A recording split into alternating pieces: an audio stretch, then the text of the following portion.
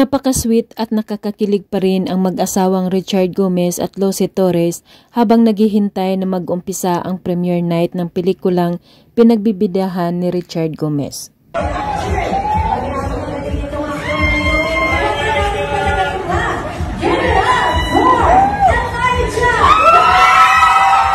Dumating na magkahawak kamay sina Richard Gomez at Lucy Torres papasok sa venue kung saan gaganapin ang red carpet premiere night ng pelikulang Savage Land na pinagbibidahan ni Richard Gomez at Elijah Canlas.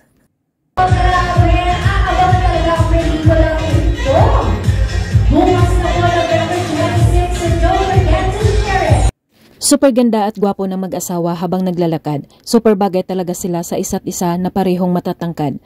Pahinto-hinto din ang kanilang paglalakad dahil maraming mga press ang kumukuha sa kanila ng picture.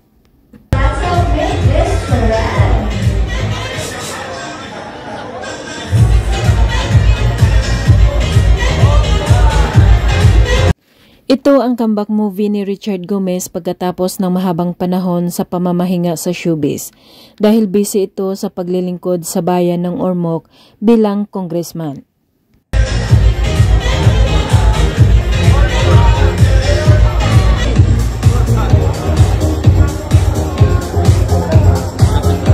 Ang pelikulang Savage Land ay siguradong aabangan ng marami lalo na ang mga fans ni Richard Gomez na namimiss siyang makita ulit sa big screen bilang action star. About to watch this film, Savage Land.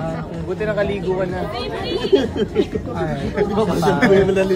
Once again, everybody. Magkatabing umupo ang mag-asawa na sina Richard at Lucy kasama pa ang ibang mga cast ng naturang pelikula. Seryosong pinakinggan ni Lucy Torres ang tagapagsalita para magpakilala sa buong cast. Isari TMC Tagalize Movie Channel, Viva Cinema, CMP Celestial Movies, Pinoy, Halo Halo Radio, Bondiju, Pay-Per-View, Umakyat sa entablado ang buong cast ng Savage Land sa pangungunan ni Richard Gomez at nagpaabot ito ng pasasalamat sa mga lahat ng sumusuporta sa kanila na mga kaibigan, kamag-anak at mga press. Coming not to watch Savage Land, natutuwa ako na nandito yung mga friends natin, nandito yung mga press people, familiar faces. I'm happy that Pagkatapos ng premiere night, sa paglabas ng mag-asawa, nakasunod pa rin sa kanila ang mga press para ma-interview si Richard Gomez. At hanggang sa paglabas nila, magkahawak kamay pa rin ang dalawa. Maraming Savage Land. And nakita nila na very relevant itong pelikula ito sa mga panahon na